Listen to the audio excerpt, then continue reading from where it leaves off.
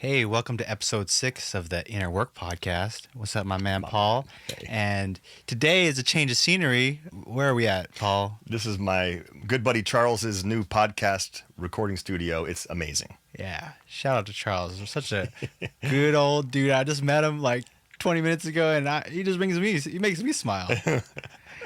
So speaking of just being around people that make me smile and around people that seem to just be in their space, be in their purpose. One of the things that I wanted to talk to you about, Paul Moore, is like this evolving concept of Dharma. Just for anyone that hasn't listened to previous episodes, can you maybe briefly touch upon what that is? Of course. And to our friends who watch our episodes, you might recognize this topic from a few episodes ago. So this is like a part 2 from the first episode where we talked about purpose and Dharma. And there's, of course, more to talk about because it's evolving, just like Jason said, and we'll talk about how our purpose can evolve. So to summarize, to squish the grandeur of the word Dharma down into one word, it would be purpose. It also means other things like duty, like responsibility. It's also inextricably linked to our karma. So what are we here to do? What are we on this earth to do? And we don't have to believe in a lot of metaphysical stuff to understand the concept of Dharma. Because even if you don't believe in anything metaphysical, we still have purpose. We're still here with certain abilities, certain proclivities, certain skills to do something. And I think it's our duty to find our duty. It's our duty to know what our purpose is. Yeah, so one of the things that I think since we last spoke that I've been exploring is this concept of the anxiety associated with purpose, with trying to find purpose. And I know we kind of touched upon reincarnation before, but even to say someone that doesn't believe in reincarnation, Paul, what would you say to that individual that maybe has anxiety with finding one's purpose? I would congratulate them that they're actually thinking about it. For one, I would say great, because a lot of people just get stuck into the wheel of going to work and coming home, going to work, coming home, getting tired, partying, getting more tired, and they never think about these greater concepts like, wow, is there a greater purpose to all this? So I'd first congratulate that person and say, yo, you're already asking the right questions. What is your purpose? So if there's anxiety, I would say, welcome to the club. Most humans, it's very hard to contact the part of us that knows our purpose, because that part of us is there for everyone, but we don't always know how to contact it. And I guess that's already a little metaphysical, so I apologize for that. But if we don't believe in reincarnation and we're anxious about finding purpose, let's first slow down and take stock of our lives. And it's not a very short answer that I want to give. It's a longer, because there's work to do, and you've done a lot of this work. Part of the work is just getting still physically, learning to sit still and learning to breathe. That in and of itself can start to reduce anxiety physiologically, like nothing pranic, nothing metaphysical. So learn to be still a little bit, learn to take rest. We talked last episode or 2 episodes ago of the benefits of yoga nidra. Those kinds of practices start to diffuse chaos immediately, and chaos results in anxiety and stress. So why not tackle the obvious problems first? Get still, breathe. Your life starts to take more shape, and you start to take stock easier when you can be a little bit still at first. I would say that's the first step. Yeah, and I notice this a lot in my work, where patients come in and they have all of these, and understandably so. I'm not trying to minimize anyone's responsibilities, but it's the sense that there's this never-ending to-do list, and no matter how much I actually accomplish in the day, there's still more to do, and then it creates all this pressure. And in that pressure, it creates the sense of not enoughness. And in that sense, where in contrast to that, when I do meditation or I do yoga nidra, literally the biggest responsibility I have in that moment is the opposite of that, which is trying to actually reduce some of the expectations that happen just from existing as a human in modern society. Of course. What do you think? 100%. That yoga nidra and stopping and breathing immediately reduce the not enoughness, because you start to put things into perspective. When the mind goes wild with, oh my gosh, so many things to do, I'm not enough, I'm not getting enough done, we immediately get in the weeds. We immediately get shielded, or there's a blanket that comes down over our vision, and we stop seeing the big picture immediately and we start seeing just a small picture. Crap, I got to get all this shit done. Why does the day never cooperate? Why is traffic always unfair to me?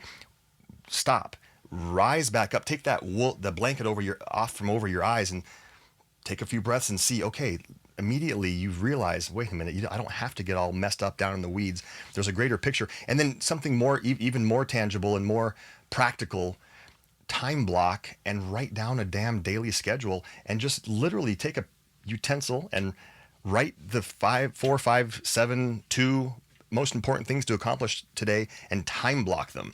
That's something that I learned when I first became a realtor. Time block. And then it reduces so much stress. It's very practical. And then with that too, because it creates this opportunity for small wins. And sometimes Bingo. it's that momentum, like versus either I do nothing or I do everything, it can be very paralyzing. True. The small wins are so good because something positive. Wow, I just accomplished that. Dope. That's a little momentum. All right, I accomplished another one, another small win. Wow, there's more momentum. I'm even happier now and I have more positive energy, which counteracts the anxiety even more. And even bringing that to yoga, as we were talking about this, that's what I really feel like that what the flows do, where there are moments where I'll stop and I'm like, I don't think I can go on. And then I'll hear you say, just keep going. And I'm like, I guess Paul said so. But going into that is the machine autopilot at times, but in the sense of not allowing my ego or this part of my mind to allow me to, to stop when I would normally stop, but to know that I can just keep on feeding on these small wins and overcome that inner voice, which is, in my mind, that inner voice is what creates a lot of the distractions of not enoughness. There's that resistant force that, that I've come to observe in myself and in patients as well. And I don't think it's projection. It's this sense that, okay, within humans in general, there's this underlying theme that happens within individuals that almost creates, it's like the villain in everyone's story, right? Where it's just like, this person's like telling me to stop, whether it's an actual physical boss or their parents or a relationship. There's something that exists, but in that resistance, there also exists that opportunity. And I think that's where, like, going back into the concept of Dharma, where, like, purpose for me, what I've come to realize is, like, ever evolving depending on the problem I'm trying to solve.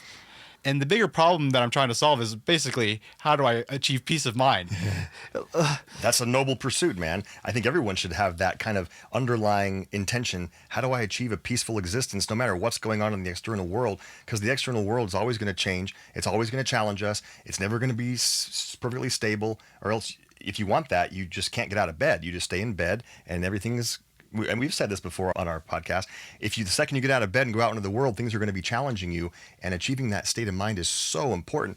I want to mention something that you said about, your inner voice, that at first that could be your soul speaking to you, but you're referring to mostly like the egoic self. You need to do more. You need to step it up a notch. Is that what you're referring to more? There's a mixture, man. I feel like I've come to actually feel like there's two voices. There is the ego aspect that actually listens to that.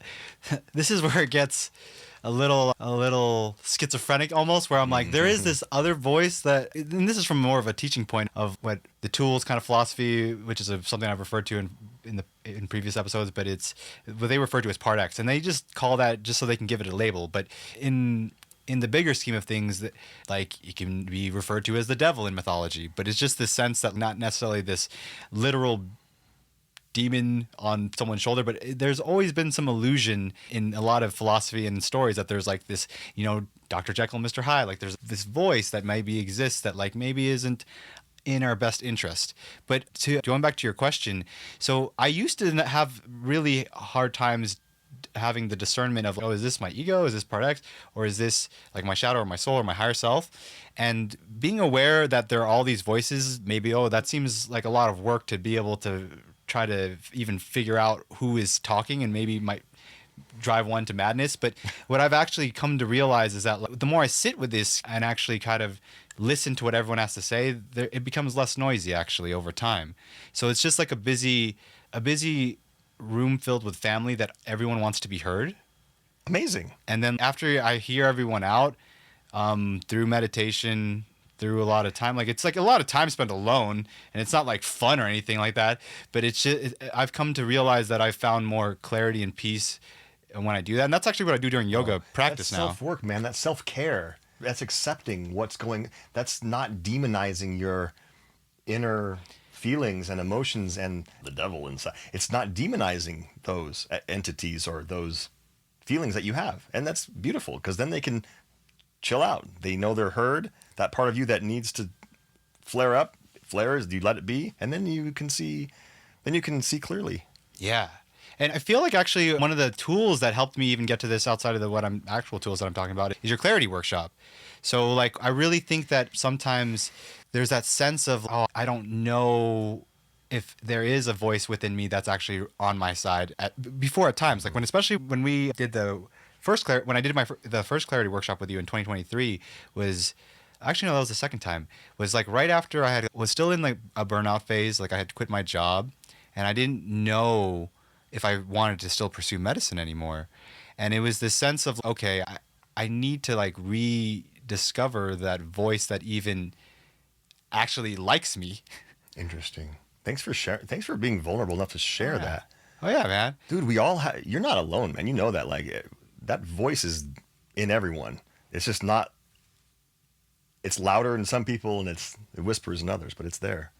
Yeah, and I feel like that's why like alcohol is this, $1 trillion business. It's a means of, don't get me wrong, there's a time to celebrate, but then there's of what I've come to see in terms of, especially when it comes to alcoholism, is like it's a means of people self-medicating that voice, is because that voice is so overwhelming, that inner chaos is so overwhelming caused by that voice, that the alcohol becomes like a means to attempt to turn down the volume on that. Yeah, I hear that. And it's not only alcohol. It's any vice, It's even really. our phones. It could be the phones. It can be any pursuit that is distracting, really. Yeah, distracting from the action. And this is going back to, again, the Dharma of what I've come to, again, when I get really pumped is because I'm like, oh, this Like is now? that feeling of like where it's this sense of being aware of that feeling of when I'm like, when I just don't want to even get out of bed. That's the, that's that part X. That's like the devil, like kind of winning this, idea of that part of me that's on the other side of my higher self that I'm listening to instead of actually listening to my soul. When I listen to my soul, I'm like, oh, let's go show up to this podcast. Oh man, look at, I can see other people also engaging in their soul. That's how I feel like when I see someone like Charles, that's like just a happy, smiling guy. And then even you yourself, like where I think that there's these people that are like, okay, these smiles that are this sense of joy that people are engaged with from just being like naturally high on life is like a sense of people that are actually aligned with their soul.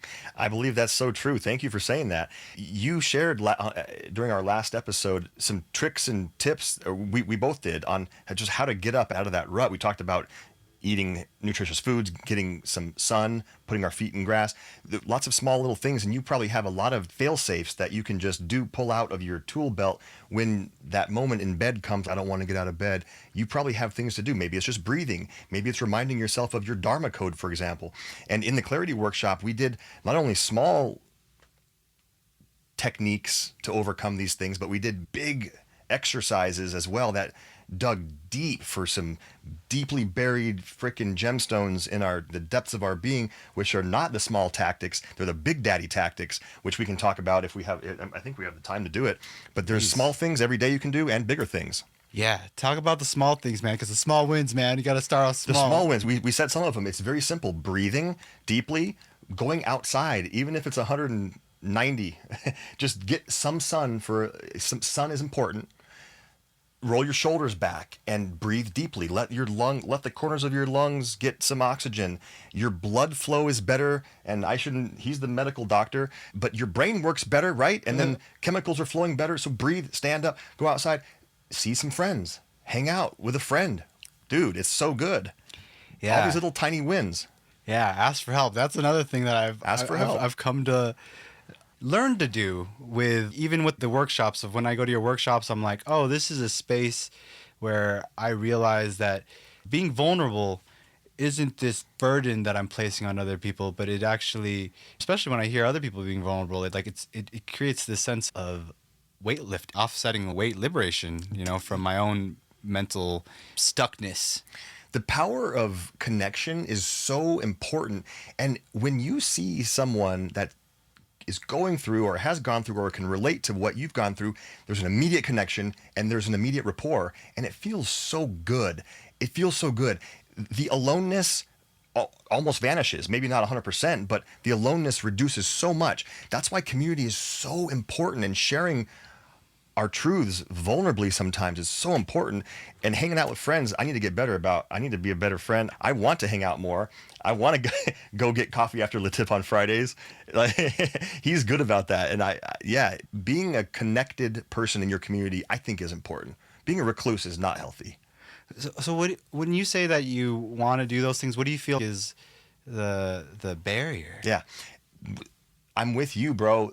The not enoughness, so I pile extra shit into my schedule, so I'm always extra busy. Lack of sleep results. Then it's compounding. So the next day I'm even more tired and I'm even more disappointed that I didn't get even more done. So I pile even more stuff. But then at some point I'm like, I just need to go hide for a while and crash. And maybe it is having a beer or two. Maybe it is just putting on Game of Thrones and watching some beheadings and boobs and beheadings. Maybe it is that whatever we each use to numb. That happens all the freaking time, more than I want to admit. Yeah, and I'm not above that too, man. That's why I had to delete YouTube from my phone this week, because I'm just watching people eat fried chicken. I'm like, what? Why is that in your algorithm? Why is fried chicken in your everyone always algorithm? reacts that way. I'm like, have you not watched these people eat fried chicken? It's like super fat. It's super like hypnotizing. Really? These things get like That's millions hilarious, of views. They literally are like just eating fried chicken though. They're just like, Jason, I love that you're sharing this. Is it an ASMR thing? yeah, Or AMS? ASMR, man. Okay, I can relate to that. Okay, I get it. I just never heard about the fried chicken thing. I have Yeah. a fetish about watching meat being cut. Seriously, if you go into my YouTube home, just click home, you're gonna see videos of like barbecue dudes and chefs slicing steak. I fucking love. Pardon my language. I love that too, man. You get that rare steak, and where you're like, oh man, this is dry aged. Look at all the layers. That is an art in itself, though. But even so, I'm human, just like everyone else, and I even try to relate to patients that way, where a lot of the sense of knowing even what that inner chaos is, knowing where the alcohol becomes a means of distraction. There's a reason I'm bringing that up because I've been there, especially like during my college years. I was like definitely met criteria for alcoholism. That's where a big thing about that though is knowing. Finding that there are ways to get out of it, and like knowing what it feels like, the contrast of it all.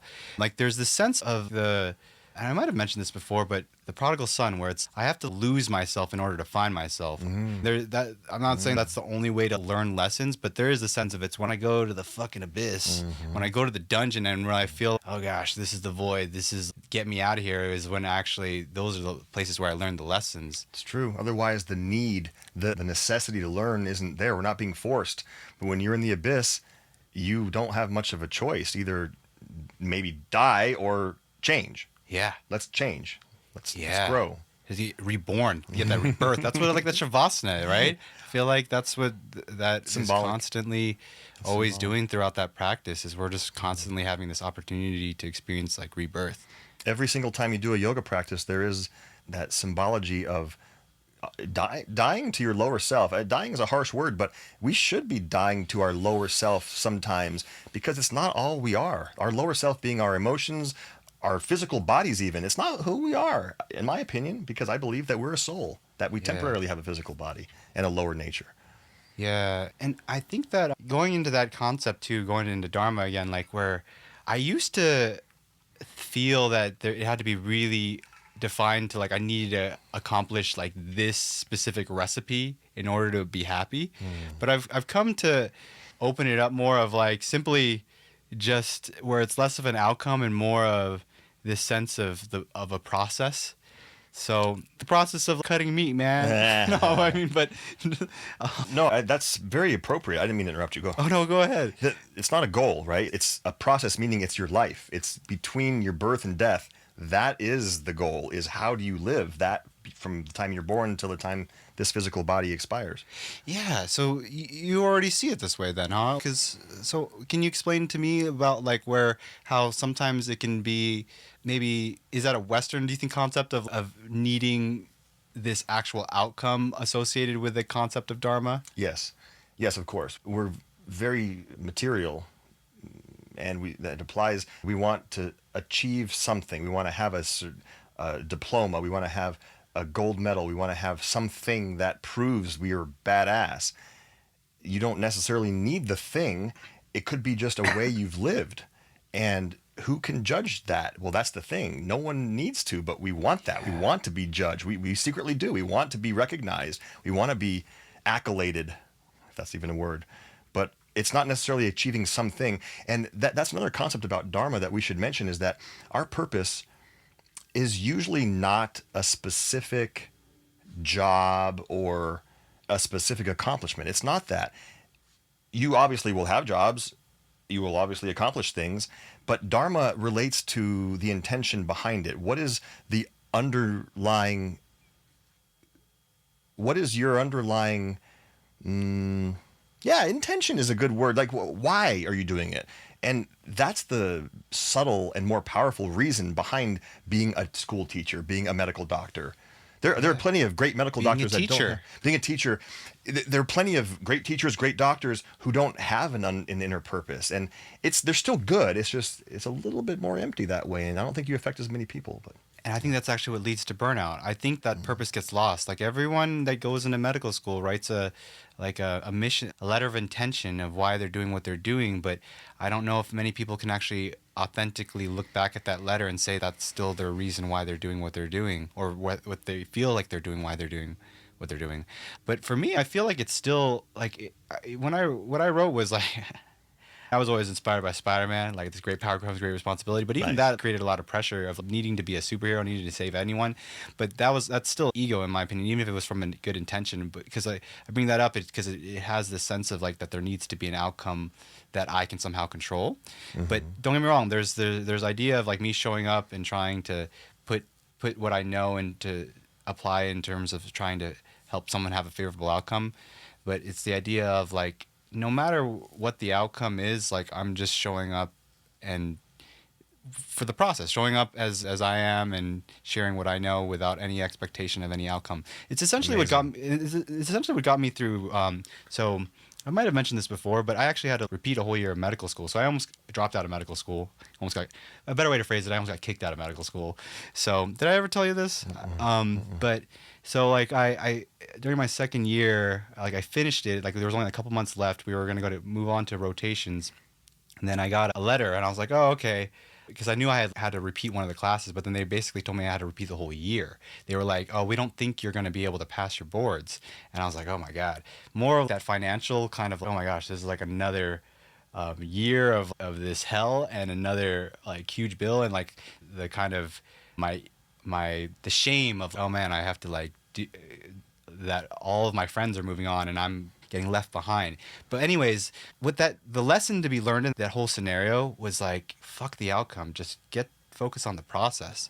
So I would just like show up, because that's what helped me like overcome test anxiety, because I had to overcome the sense that, because if they basically mentioned if you fail multiple multiple tests, you'll be dismissed.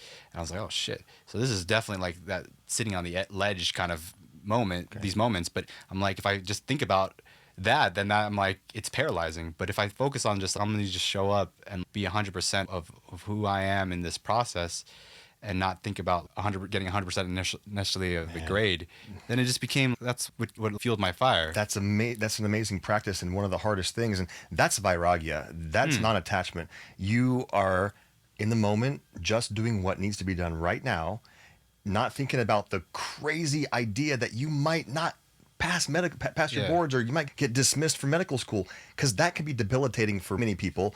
And the ability to let go of that temporarily and just focus on what is right in front of you, that it's a gigantic skill, and one of the hardest things to do in life, in yoga. Vairagya, non-attachment. Let that go. It's hard as hell, but you were doing that. You have a sense of vairagya already. You've let something heavy and crazy and important, let it go to do what's necessary right now. Yeah, man. I didn't see. This is what's interesting is like how these parallels in terms of the journey of like where there are so many different ways for people to learn these like bigger philosophical yogic lessons just by simply existing. Man, this is why I love yoga philosophy, because I really do believe it's the original philosophy. I believe it really is. It applies to all of life everywhere. I was curious. Do you remember what you wrote for your? Do you remember what you wrote for your intention when in medical school? You were mentioning it's almost like a Dharma code. Yeah, I mean, Spider-Man, something. yeah, yeah. I Oh, mean, it was the sense of like, with great power comes great responsibility, a lot of it was because like okay. of being. Oh, so it was that. It was with you wrote that. No, I mean, I did in my initial one, but then like Yeah. one of my mentors was like, "You got to remove that," Ah, and I was that's like, funny. "Okay." But anyways, like he's just using more of the point of show don't tell, like kind of, and more of it was ended up being more of this sense of when I went to the Philippines, like where my parents are originally from, I like felt this great sense of heaviness in my chest like when I was a kid, and I didn't know what that was, but it was this sense of, oh man, there are other people that don't get the same opportunities that I have, and that didn't sit well. I felt like this sense of like where people are born shouldn't necessarily determine whether people live or not. Yeah. So then I was like, okay, let me like I had come to recognize that like in how some layer of how the world works, which is that in order to create change, you need, power, prestige, and money. And I'm like, okay, I was going to be actually, and this isn't like to minimize like any other job, but that's why I was like, okay, being a doctor seems like a way to do that. And it was also because my parents are nurses and they were like, you got to be a doctor. But anyways, my point is that the bigger mission was always like, oh, how do I help people? Even with my purpose, like when we were choosing our specialties, I didn't know what I wanted to do at first. And when people would ask me, I was just like, I just want to be a good doctor. And what that meant to me was just one that was just, that showed up and was present. And good in my mind was like just someone that cared. And when did you get your license to practice? 2017. So 2017, then fast forward to, was it 2022 when you did the first clarity workshop Yeah. with me? When you create, I Ooh, yeah. remember that you didn't share your Dharma code. I was always waiting for you to. Yeah. And you didn't share it the second time either. Yeah. You're a little bit private with that. And whenever I lead, and I want to tell the audience, I want to tell our listeners what the clarity workshop is in a Please. minute. But no, I want to. So I don't know. I've never heard your Dharma codes. Specific. You might have shared a little bit here and there as Yeah. casually, but from 2017 to the first Dharma code, what changed for you? Did it evolve? Because you did kind of write a Dharma code ish back when you in 2017. So how did it change? I think that the main thing that did change is because I didn't even know what like Eastern medicine was, like this concept of like how people were approaching healing.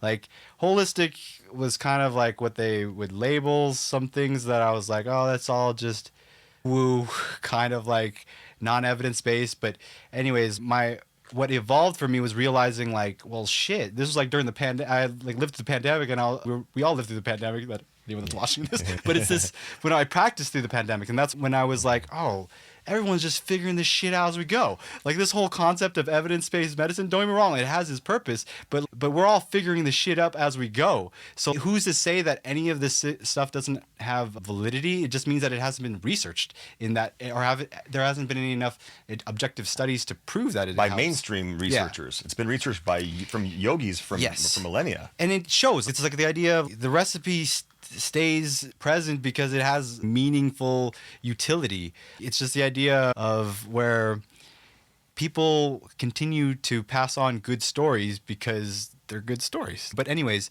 with that being said, can you talk more about the Clarity Workshop and, Sure, I would love to. Yeah. and why you feel like what you've come to see in people that do take it? My goodness.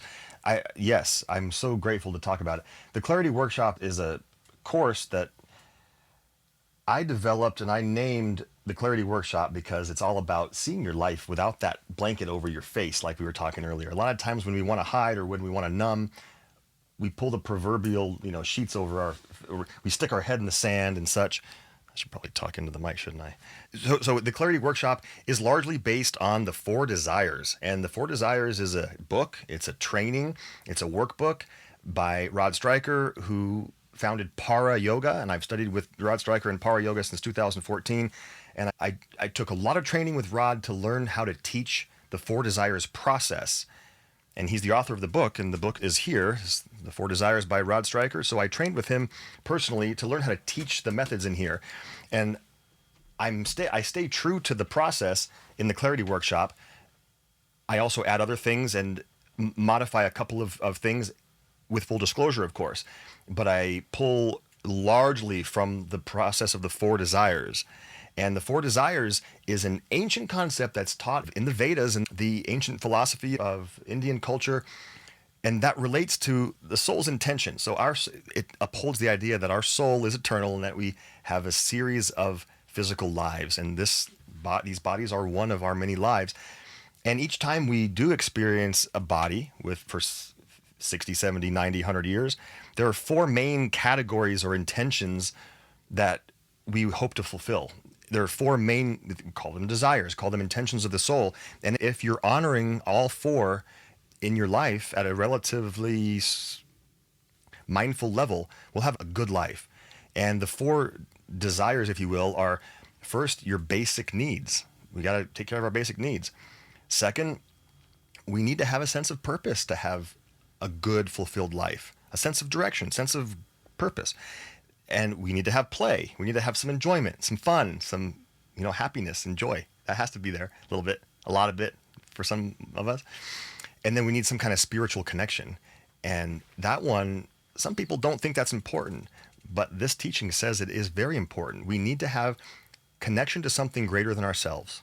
So that's the basis of the work in the Clarity Workshop. And we figure out what might our Dharma actually be. And we write something called Dharma Code. We've been talking about that. We have other things, and that's the overview of it. Yeah. And what have you noticed in Right. terms of the before and after with people? You did. Thank you for reiterating that. I'd say 70 to 80% of attendees, let's see, I've led 5 of these workshops as a group workshop, and I've taken individuals through the process one-on-one multiple times as well. And I'll venture to say 70 to 80% of people have profound realizations. Some people don't do the work, and that's okay. And some try to do it and don't allow something to flow. And so the 70 to 80% of people who have profound realizations make changes in their life. They steer their life in a different way, whether it's a big old turn or a slight correction. All of them, I will say, find more value in what they're doing in life because there's a deeper purpose for it. They're not just blindly going or with one eye open, going through, life, just checking the boxes every day, doing the routine. They change in that sense. There's more meaning in every step they take and in everything they do. And I've seen it. And amazing human beings like yourself and my friend Mackenzie and other good friends have come to multiple Clarity Workshops. I do it at least once a year, sometimes twice a year, because it's important to course correct again and revise the Dharma Code. And I've revised my own several times since I did the first one in 2015, 16. Yeah, I have mine on my phone. Like, I actually have it on my screensaver. Yeah. So, like, all the 4 things, too. And I was telling you that I was looking at it, and it's this idea of it. It didn't actually come true, like, the first 6 months. But it's like a seed. It's like a thought that grows. The thought is a seed that grows in that it becomes this sense that it becomes life is, I look at life as filled with this endless, infinite, multiple choice test. It's not a For test sure. in terms of an outcome, but like this sense that there are multiple choices. But with this clear kind of distinction of writing down what I would like my direction of or what I feel my higher self is guiding me towards, my soul is guiding me towards.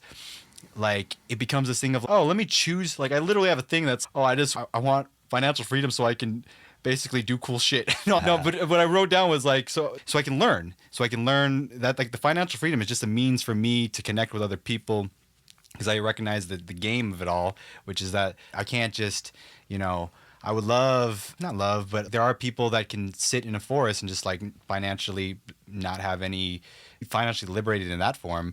But for me, I'm I recognize that money is this sense of energy transfer. So Like I transfer energy to take Paul's workshop, and he's giving me energy in terms of what he's learned, and same, yeah. You're very mindful about that. Transfer, it is important. If we're going to be in society, we need to make money, unfortunately, because it's part of society. And we don't want to extract ourselves to such a high degree that we don't participate with society. We need to be involved, I believe, with society. Yeah, and the engagement. That's like actually where I think the concept of purpose has helped. Of what my current relationship with it is, that it's not this sense, again, going back to of an outcome, but it's a reminder to stay engaged with life itself.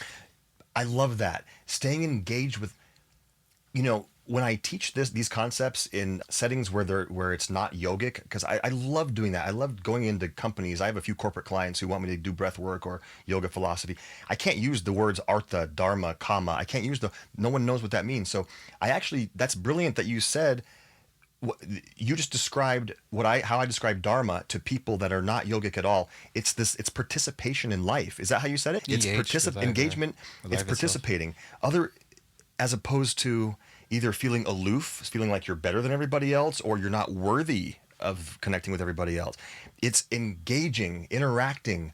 You have gifts, man. Everyone needs that. You're here for a freaking reason. We need those gifts. Yeah. Sometimes you think you don't have gifts. Yeah. You gotta share them. And I think that this concept of human potential, of everyone has their own potential, and it's not the sense that like it's being graded by anyone. It's just the sense that, I can learn something new and grow from this, and that in itself is enough reason to keep waking up in the morning to see what else is. Oh, for sure it is.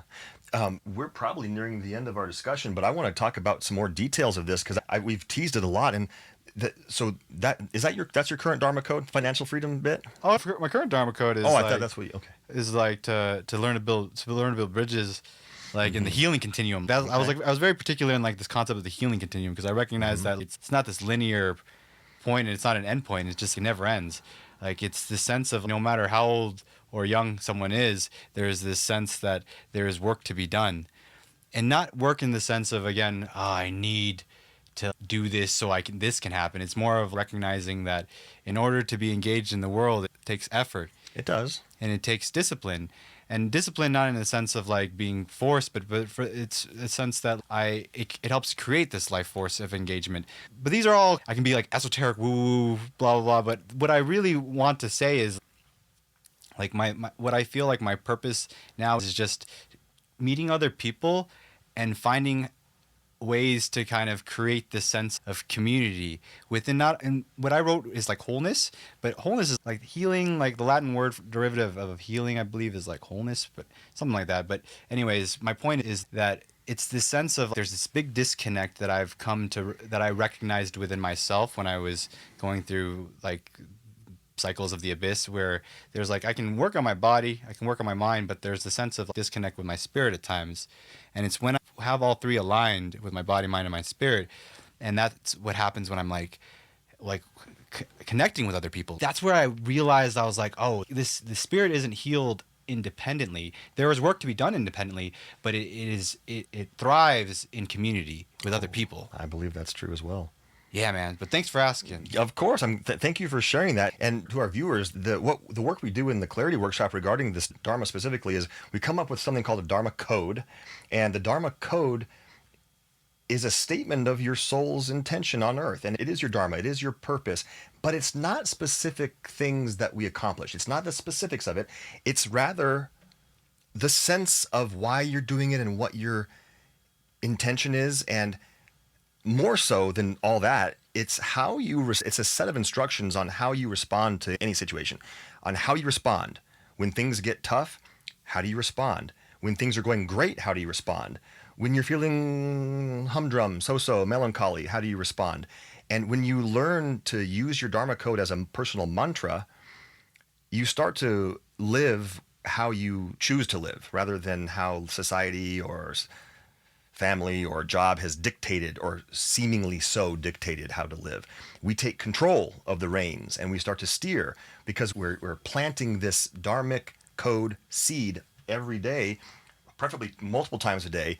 Mine has evolved several times. I'll share mine also, my current one. I've recently started going through the process again of the 4 desires. I'm almost all the way through it myself. And the Dharma Code currently, I have one more pass at it, but now remember, it's not a list of specific tasks. It's rather how to move through life. Anchored in presence and purity, I eradicate inertia by accepting discomfort. I adore and respect all life and my evolving part in life. I open, I learn, and I flow through challenge. Then I offer help. I optimize daily the surrender, strength, and bliss of my being.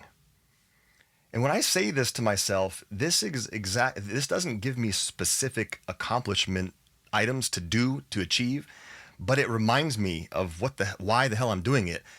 I accept discomfort because I have a problem with that. I don't want to be uncomfortable. Who does? But it's part of life. I need to remind myself, don't numb, don't just wait, just sit with it. Sit with it, Paul. You're going to be fine. It's that kind of thing. It reminds me how to respond to the discomfort. I eradicate inertia by accepting discomfort. That means so much to me. And when I pray to myself, a mantra is a prayer. When you use this as a mantra, you're praying to yourself, but it's more of like a communication with yourself, your higher self, not the lower voice. And it really does help create manifesting change. And that word is so cliche, but it really does create change. And then let's also just for a moment, unless you want to say anything Please. about that, but we do want to address the concept of accomplishing things too, because that doesn't give us a job to do, a specific number of children to help out of hunger, for example. It doesn't say that. So what part of this work does give us specific things to do? Well, it's the Sankalpa. So we have a Sankalpa exercise. And what a Sankalpa is a specific, measurable, quantifiable, tangible, achievable something that we decide together as a group. Well, you don't have to share anything in the group, but we do it as a group. And you do your own work, of course. But this thing to achieve is kind of viewed as a big domino, like the big first domino in a whole line of dominoes, that when you do this one thing that's most important now to do, and it might take 6 months, preferably not much longer than that though, maybe 4 months. Once you do that, you're knocking down the dominoes that achieve the life that your Dharma code describes. And then once you achieve that one domino, a whole bunch of others probably will be falling down, but then another challenging item will reveal itself. And that'll be your next Sankalpa. And the word Sankalpa means a vow of your soul. It's a specific, tangible thing to achieve that supports the Dharma. Because the Dharma is not items. It's not a job. It's not specifics. It's how to do it. Then the Sankalpa is what to do. Yeah, man. Oh, whoa. I forgot about that. I need to retake this class. Well, it's starting No, December I forgot 1st. about that. No, I did know. I do remember. Yeah. Yes. But no, because part of my Sankalpa was to get a house, and I didn't achieve that in 6 months. Well, that's but okay, it's achieving though. it now. You're doing it right now. Yeah, and I think it's important, man. You're doing it now. It doesn't matter, man. It doesn't matter. You're doing it now. You knew it was important. So the Sankalpa was to buy a house. Yeah. Well, you're buying it now. Like literally to our viewers today. Can I say Yeah. what he signed a So, contract man, today. He's my realtor too, man. Like before we came here, he signed a contract to buy a house. Just keep on building. It's Bro, just like so making good, it man. happen. It's so good. I wonder if we have some more time. It's 3:30. Do we need to? Yeah, I think, can we keep going for a few minutes? 10 minutes? 5 minutes? What? Yeah, what do you want to talk about? I'm always good to hang out. No, but I think so. The big takeaways, I think, for me that I hope people, I always kind of think about is if I were to listen to this, what is an actionable step or something that I can do in my life? And again, action not necessarily for the outcome, but just more for a sense of having a deeper connection with myself and those around me. The connection is like just figuring out like what lights me up, man, in terms of brings enthusiasm. I think that when I first met Paul, I was like, man, this guy is just a happy dude. And it's because he's just doing shit that he likes to do.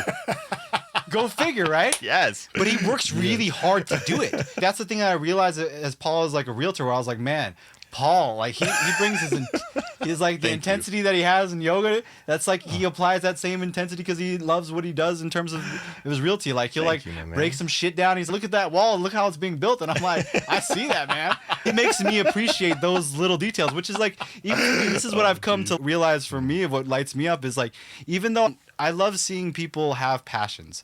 Even if I don't have that shared passion for that or that same kind of understanding that someone has, I just love seeing someone practice their passion. I do too, man. I do too. Yeah, man. So that's what I feel like this workshop's about, Yeah. and that's why I think it has value for multiple run throughs. You know, if I wasn't Yeah. also doing my yoga instructor training, which is another part of my dharma, man. I'm just I totally forgot. Tomorrow is your first day, is it not? Yeah. You're taking a yoga teacher training. yeah, man. These just adding up, dude. Just keep on building up, You're and that's the layering thing it. about life force capacity. This is a whole other episode, but this idea of like all this stuff that seems to be coming about right now, it's not happening by coincidence. You know, it's like it's a sense of it's continuing to build, like in terms of the seasons. So I feel, you know, it is that cliche thing though of okay, I just got to be patient, sit in the void. What the fuck is happening? Nothing's happening, and I'm like, oh god, nothing's happening. Why won't anything happen? And I'm like, okay, just keep being patient, keep showing up. And just yoga itself, man, is a great practice of. It's not about, you know, reaching that headstand on the first Yeah. 1,000 classes. It's like never about reaching the headstand. It's never. Yeah. Put that on a shirt. Yeah. You're a shining example of taking action, man. You say there's other stuff going on underneath, and I believe you. And the way you appear, the way you show up is that you're taking action, bro. You're moving, you're doing things. Every single day when you take a yoga class, you invariably, every time you post a reflection. This man, to our viewers, if you haven't seen his post yoga reflections, every single class he takes, afterwards he records his reflections with the teacher or without. It's amazing. It's so good. Yeah, and it's more another. That's actually part of the Dharma thing that I feel like it's fulfilling because it's like the sense of having intentional reflections with connecting with other people to share a sense of wholeness. And again, there's the wholeness meaning like where it's all interconnected. Like this sense of this mycelium network Yeah. is something that I feel like is potentially also happening just from a human to human interaction, even if it's just a microtransaction of holding space for each other. The network is important for support also. We briefly touched on asking for help.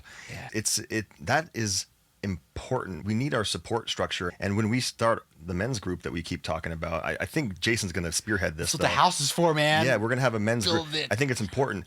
The Four Desires work in the Clarity Workshop is not all peachy and keen, though. It's the Dharma Code and the Sankalpa are beautiful, but there's also something that is extremely challenging to do, and that's called your Vikalpa. And Sankalpa is what connects us to our soul or honors the soul.